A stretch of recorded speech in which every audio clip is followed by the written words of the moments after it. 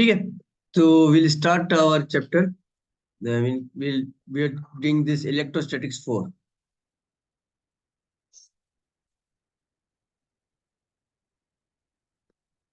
और इसमें हम लोग अभी कर रहे हैं फ्लक्स वाला पार्ट। सो कल मैंने फ्लक्स डिफाइन कर दिया, फ्लक्स क्या होता है। So we discussing some important points regarding the electric flux, उसको वापस से रिवाइज कर लेते हैं। Electric flux, some conclusions, okay? The ratio of the delta S area is determined by area vector ना। जो सरफेस हम लेते हैं ना, वो वेक्टर होता है एरिया। तो उसका डायरेक्शन कैसे डिसाइड करते हैं? सो वो जो एरिया होता है वो कैसे डिसाइड करोगे तुम लोग? सपोज कर लो ये एरिया है, ओके। तो इस एरिया वेक्टर का डायरेक्शन जो सरफेस के परपेंडिकुलर होता है, so either it will be going up like this, और it can also be like this, नीचे की तरफ। तो दोनों तरफ हो सकता है। या मैं एरिया वेक्टर ये ले रहा हूँ सपोज, तो इसका डायरेक्शन ये भी हो सकता है, या इसका डायरेक्शन ये भी हो सकता है, okay. So but it is perpendicular to the surface. This is how the direction is defined. Second is, for a closed surface the area vector is directed outward, okay। जब प्लेन सरफेस होता है तो दो में से कोई भी direction हो सकता है, लेकिन अगर क्लोज सरफेस है, देन अगर ये क्लोज सरफेस है, then it is always outside direction is taken as positive. Plane surface जैसे मैंने अभी लिया था ना, जैसे मैंने प्लेन सरफेस लिया था ये, तो either you can define this direction as positive और दिस डायरेक्शन एज पॉजिटिव। किसी भी एक डायरेक्शन को पॉजिटिव लोगे तो दूसरा डायरेक्शन अपने आप नेगेटिव हो जाएगा। कन्वेंशन तुम अपना चूज कर सकते हो, ओके। बट अगर क्लोज सरफेस है, then outward direction is defined positive. तो फिर हम अपनी मर्जी से डायरेक्शन डिफाइन नहीं करेंगे। Outward direction is always positive, so the inward direction will always be negative. Inward direction will always be negative for the closed surface, okay. When electric field is parallel to the surface area delta S, that is angle between the area vector and the electric field is 90 degree. इसका क्या मतलब हो गया? जैसे मैंने ये surface ले लिया, okay. So if I draw the field lines, the field lines are parallel to the surface, okay. तो ये अगर मेरा सरफेस है तो फील्ड लाइंस ऐसे जा रही है पैरेलल टू द सरफेस। तो एरिया वेक्टर तो ये वाला है, एरिया वेक्टर ये वाला, फील्ड लाइंस ये वाली है। मैंने ऐसे parallel to the surface, actually the field lines are perpendicular to area vector. Field lines are perpendicular to area vector. तुम देख लो यहाँ पे जो फील्ड लाइन सरफेस के पैरेलल है, वो फील्ड को काट ही नहीं रही है, सॉरी एरिया को काट ही नहीं रही है। So there is no flux passing through this surface. अगर अपन इसके लिए ई डॉट एस निकालेंगे, ई डॉट एस करोगे तो then it will be E S cos of 90, and cos 90 zero होता है, so the flux will be zero. Angle with the area within the field is zero, electric flux is zero because cos 90 is zero, okay. So d phi is equal to e ds is equal to e dot ds is e ds cos theta, where theta is angle between e and ds। अब यहाँ पे देख लो, जैसे कि मैंने electric field ऐसा लिया, okay, sorry surface ऐसा लिया, और इलेक्ट्रिक फील्ड जो है ना ऐसा, ये एरिया वेक्टर का डायरेक्शन है, और इलेक्ट्रिक फील्ड कुछ ऐसा जा रहा है। then this electric field has actually two components. See, now the electric field is not perpendicular to the area vector but making some angle, और वो एंगल कौन सा एरिया वेक्टर के साथ? अगर मेरा फील्ड का डायरेक्शन ये है, तो एरिया वेक्टर जो है ना ये इसके साथ ये वाला है। एरिया वेक्टर तो हमेशा सरफेस के परपेंडिकुलर रहता है, एंड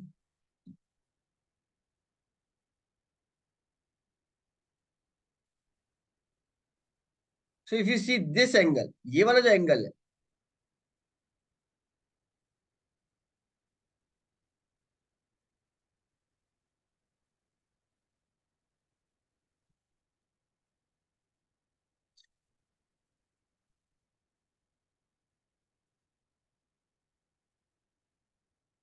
तो इलेक्ट्रिक फील्ड जो है ना ये वाला एंगल सर, तो अगर मेरा नॉर्मल ये वाला है, Then this electric field is making an angle theta with the normal,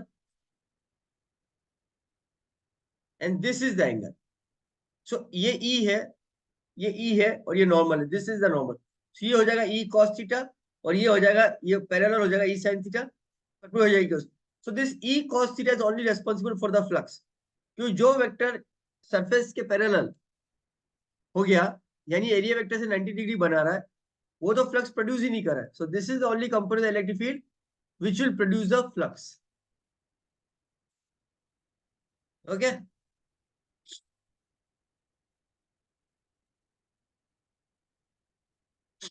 so the flux is E D S. यहाँ पे जैसे जो भी एंगल थीटा बन रहा है, it will be always E cos theta D D S, and then you integrate over the entire surface area to get the total flux. तो पूरा फ्लक्स निकालने के लिए हम लोग क्या करेंगे, अगर एंगल बन रहा है then small flux will be E ds cos theta, then the total flux is d phi, उसको इंटीग्रेशन करेंगे, that will be integration of E ds cos theta. Now depending upon electric field constant है या very कर रहा है, theta constant या very कर रहा है, ये इंटीग्रेशन सिंपल इंटीग्रेशन भी हो सकता है और डिफिकल्ट इंटीग्रेशन भी हो सकता है डिपेंडिंग अपॉन द प्रॉब्लम. आ गया समझ में? इसको उतार लो.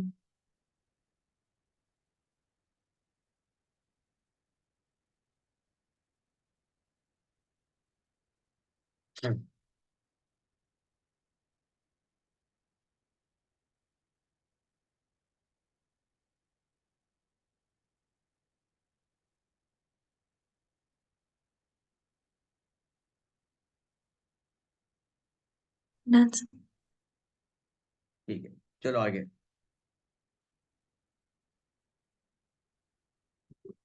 Okay, when the electric field is entering in a closed surface, अगर electric field enter कर रहा है closed surface में, then the flux is negative, and the electric flux field is leaving the closed surface, then the flux is positive. And when the electric field is parallel to the surface, then the electric flux is zero. Okay, so यहाँ पे जो बात हम लोग कर रहे हैं ना, वो closed surface की बात कर रहे हैं. So if the electric field is coming out of the closed surface like this in any direction, whatever, then when we find out the flux E dot ds करके इसको इंटीग्रेट करेंगे पूरे surface पे, then this flux will be positive. And if the electric field is entering this closed surface, तो जब हम integrate करेंगे तो electric field will be negative. Okay, तो ये तो नेगेटिव फ्लक्स देगा हमारे को और वो पॉजिटिव फ्लक्स देगा. क्लियर है यहाँ पे?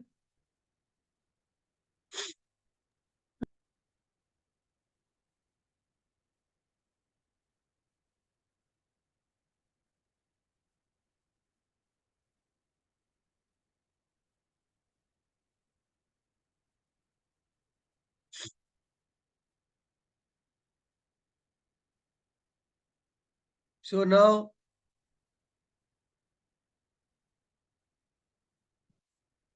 electric flux is uniform and the surface is plane. अगर प्लेन सरफेस है और यूनिफॉर्म इलेक्ट्रिक फील्ड है तो फ्लक्स कैसे हो जाएगा? सो जैसे यहाँ पे फिगर दे रखा है, this this is a plane surface and electric field is constant.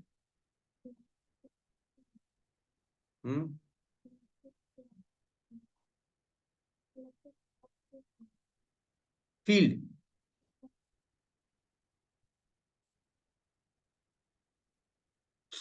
यहाँ पे electric field is uniform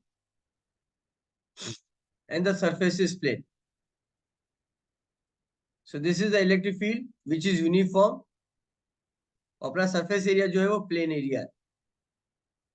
Now if I do integration of E ds cos theta, then theta remains constant. E is also constant. So E cos theta बाहर आ जाएगा. It will be pure integration of ds और ds का integration जो है पूरा surface दे देगा. So it will be E की es cos theta. तो इलेक्ट्रिक फील्ड कांस्टेंट है अगर सरफेस प्लेन है, यानी कि थीटा भी कांस्टेंट रहेगा. This theta remains constant. Why? Because surface is plane, surface is plane and E is uniform. That is E का मैग्नीट्यूड भी सेम है, उसका डायरेक्शन भी चेंज नहीं हो रहा।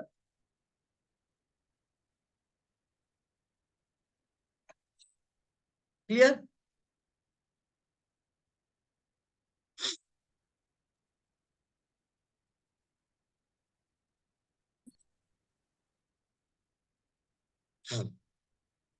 उतार लो इसको।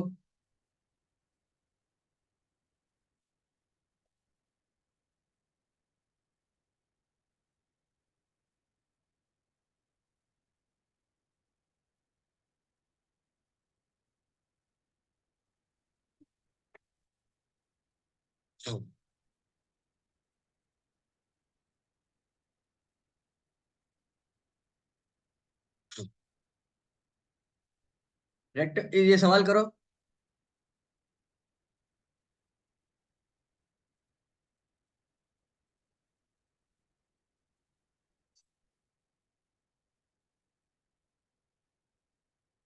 The rectangular surface area of area 10 the surface of area 10 meter square is placed in a uniform electric field of magnitude 5 Newton per coulomb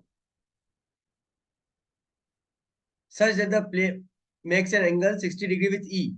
Find the electric flux through the surface.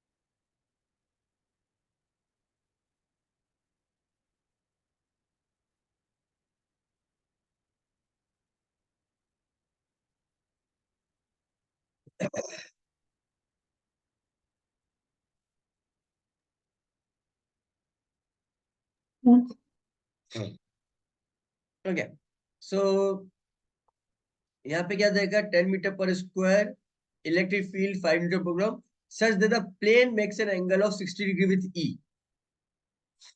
तो अगर मेरा ये area है, then this is the normal and this is the electric field E. ना E का magnitude दे रखा है 5 Newton पर कूलम और एरिया दे रखा है 10 मीटर स्क्वायर। लैंग्वेज है, अब you have to understand the language. It says the electric field makes an angle of 60 degree with plane. Okay, it's not saying with area, area word use नहीं कर रहा। हम area को vector जैसे treat करते हैं, प्लेन या surface को नहीं। सो जो एंगल 60 डिग्री दे रखा है ना, वो ये वाला एंगल दे रखा है। So this angle will be 30 degree. So when you say flux phi is equal to E S cos of theta, तो यहाँ पे जो थीटा आएगा सवाल में वो 30 डिग्री आएगा, 60 डिग्री नहीं आएगा। So it 5 into 10 into √3/2 which will 25 √3, okay, newton metre square per coulomb. Unit लिखना मत भूलना, यूनिट लिखोगे तो ही फायदे में रहोगे हमेशा। सबने ऐसे ही किया था। यस। चलो आगे आगे चलते।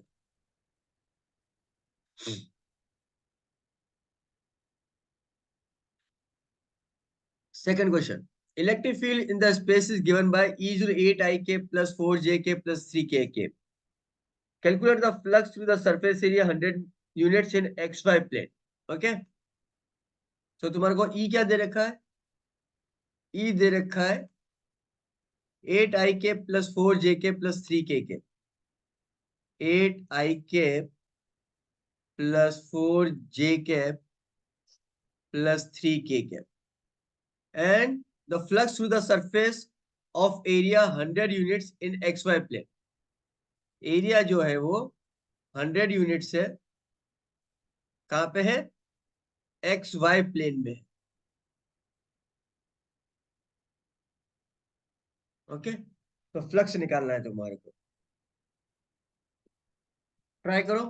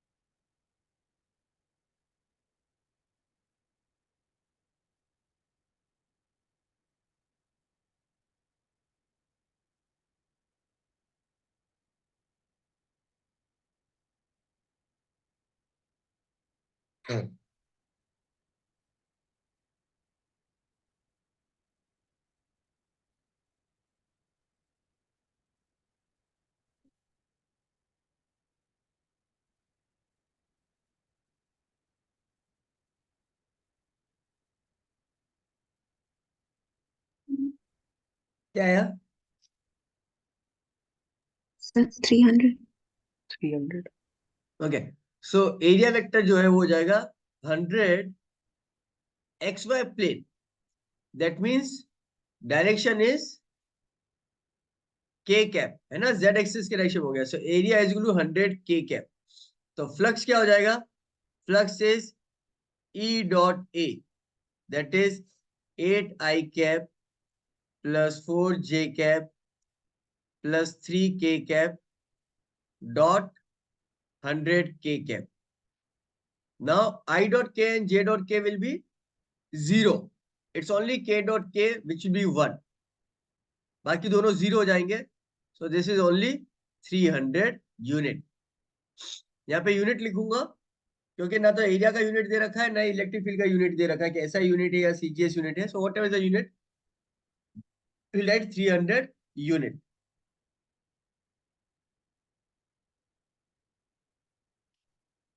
Next question. Okay, so theory again. Electric field is uniform and the surface is not plane. अब ये जैसे ये बर्ड नेट जैसा दे रखा है कुछ भी ऐसा, and you to find out the flux through this surface जो कि नॉन यूनिफॉर्म है, but the electric field is uniform. So ये इसी कोई जाली बनी हुई है मच्छरदानी जैसी, व्हाट एवर इज क्या बोलते हैं नेट का जो भी शेप है वैसा बना हुआ है.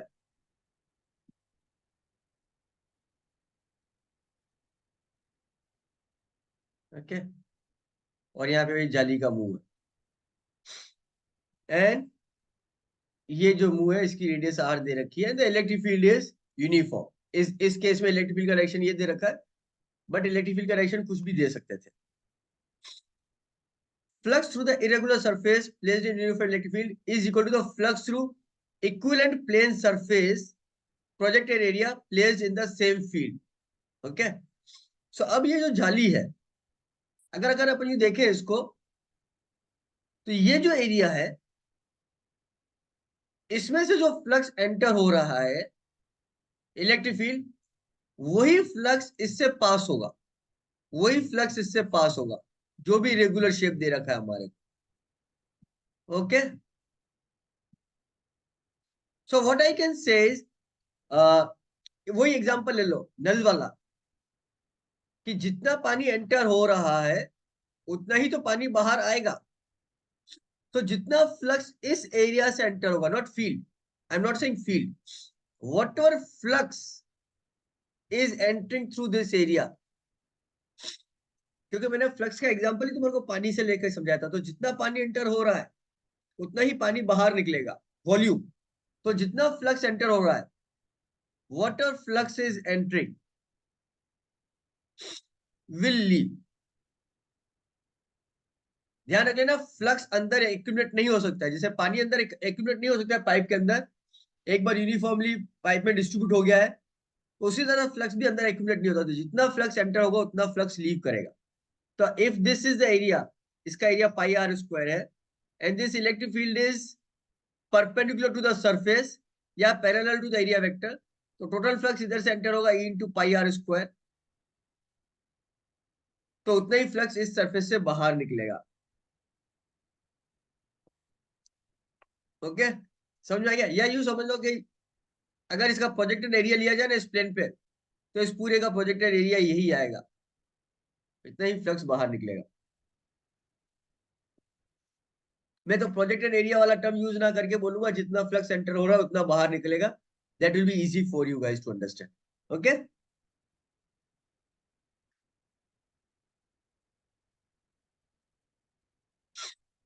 Is this clear? Yes, sir.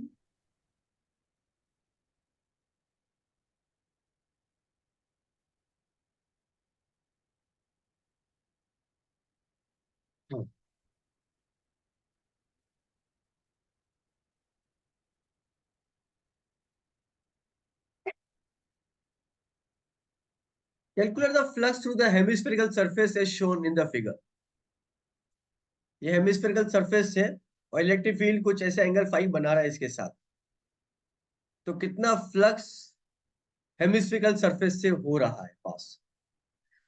So this is the hemispherical surface. So see, the surface is not uniform. Uniform क्यों नहीं है? क्योंकि हर पॉइंट पे उसका जो एरिया वेक्टर का डायरेक्शन है ना अलग अलग है। अगर अपन एरिया वेक्टर का डायरेक्शन बनाएंगे सरफेस के लिए, तो it is always radially outward. So अगर तुम इस पॉइंट पर लोगे तो एरिया वेक्टर का डायरेक्शन ये वाला है।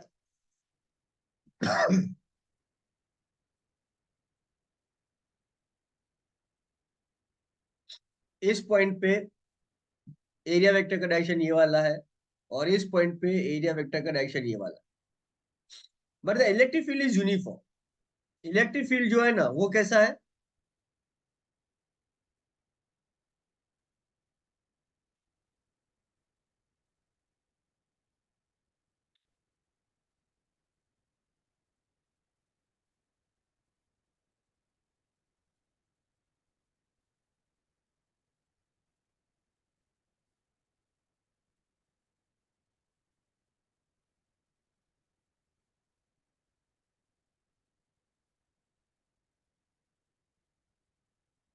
And it is making angle theta like this, ऐसा एंगल बना रहा हूं।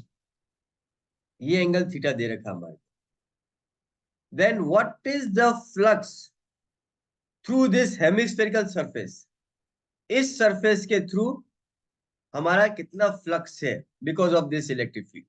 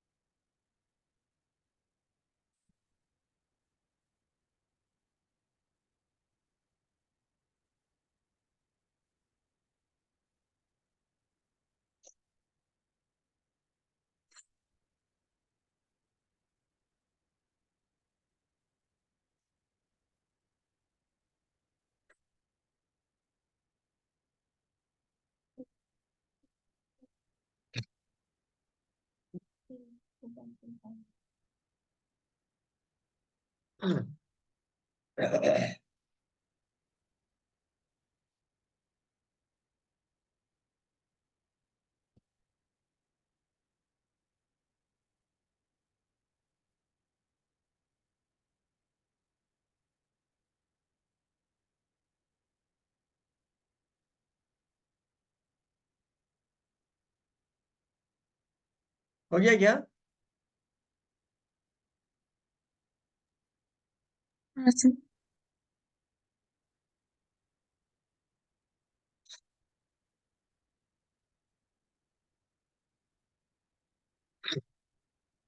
सो ओके, जितना भी फ्लक्स इस स्फीयर से एंटर होगा, ओके, वो सिर्फ इसी एरिया से बाहर आ रहा है, नीचे वाले एरिया से। सो हम तो सोच सकते हैं कि electric flux is like this, coming like this, और ये एंगल कितना है? थीटा एंगल है। So the flux will be E into pi r square cos of theta. That's all. Remember, theta angle जो है ना, ये अपना ये जो लाइन परपेंडिकुलर लाइन बनाई है, अज्यूम करो z एक्सिस, उसके साथ थीटा एंगल। सबका आंसर यही आया था। हाँ sir. Yes. Okay, fine. So let's move to the next question.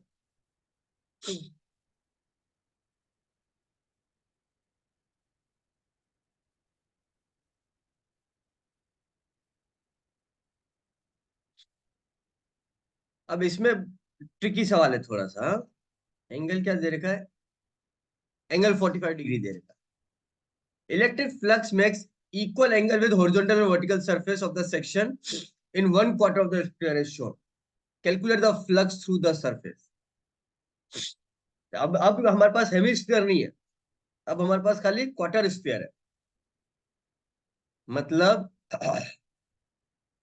अभी जैसे मैंने फिगर ये बनाया था ना, ये वाला, ये हेमी स्फीयर था। अब इसको यहां से और काट दो।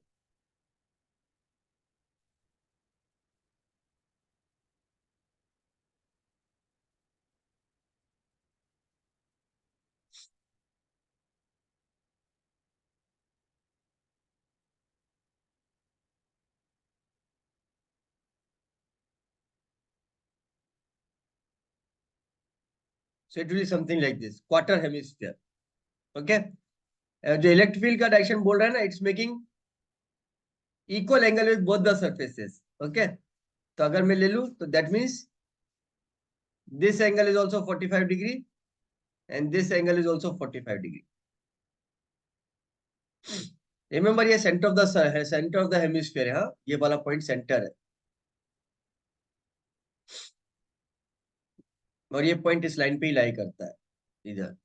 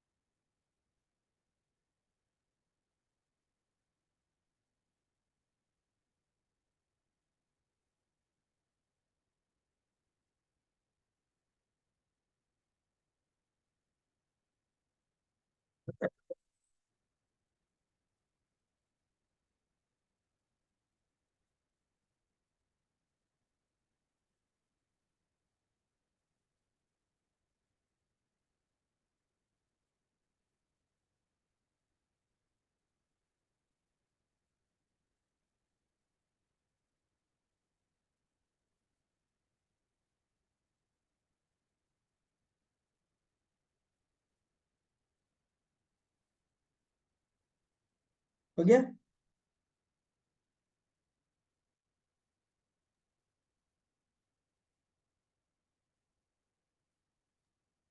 Yes, sir. क्या है answer? Sir, pi r square e by 2 root 2 pi are square by 2 root 2 E pi R into square by 2 root हाँ 2। ओके, किसी और का कोई आंसर आया क्या? सर e पाई r squared by root 2. Okay, E pi are square by root 2। और तेरा क्या है? सो एक का रहा वापस से ई pi are square by 2। Okay. सो अगर मैं इसको एक्स एक्सिस बोल दूं, इस लाइन को वाई एक्सिस बोल दूं, और इसको जेड एक्सिस बोल दूं जैसे, सो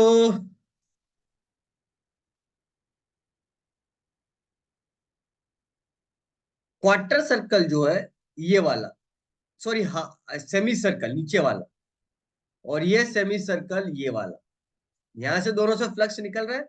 ई कॉस 45, ई कॉस 45, ई कॉस 45 इलेक्ट्रिक फील्ड इस नीचे वाले एरिया से काटेगा, और ई कॉस 45 इस सरफेस से काटेगा। एंड रिमेंबर ये स्केलर क्वांटिटी है, ये वेक्टर क्वांटिटी नहीं है। So there is nothing like electric field in the X direction. ओ, इलेक्ट्रिक फील्ड तो एक्स डायरेक्शन वाई डायरेक्शन में, फ्लक्स में ऐसा कुछ नहीं होगा, उसका प्योर एडिशन होगा। So E cos 45 multiplied by pi are square by 2, ये जो फ्लक्स है ये तो मैं बोल देता हूं इस एरिया से निकल जाएगा। ओके, एंड सिमिलरली इतना ही फ्लक्स इस एरिया से भी बाहर आएगा। So net will be twice of this. तो फाइनल आंसर क्या आ जाएगा? 2 into E into cos 45 is 1 by root 2 multiplied by pi are square by 2। So this will be e pi r square by root 2. So this is the correct answer.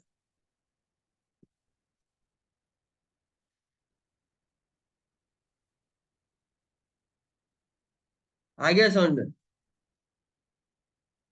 In fact this question, इसका answer और ये जो question है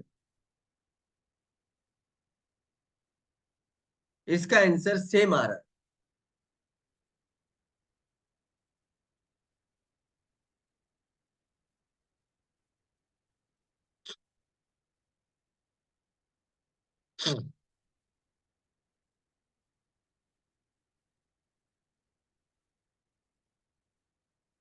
clear?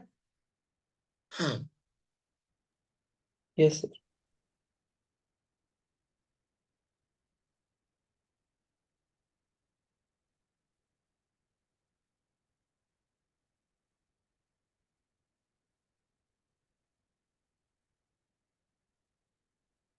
समझ में आ गया ये?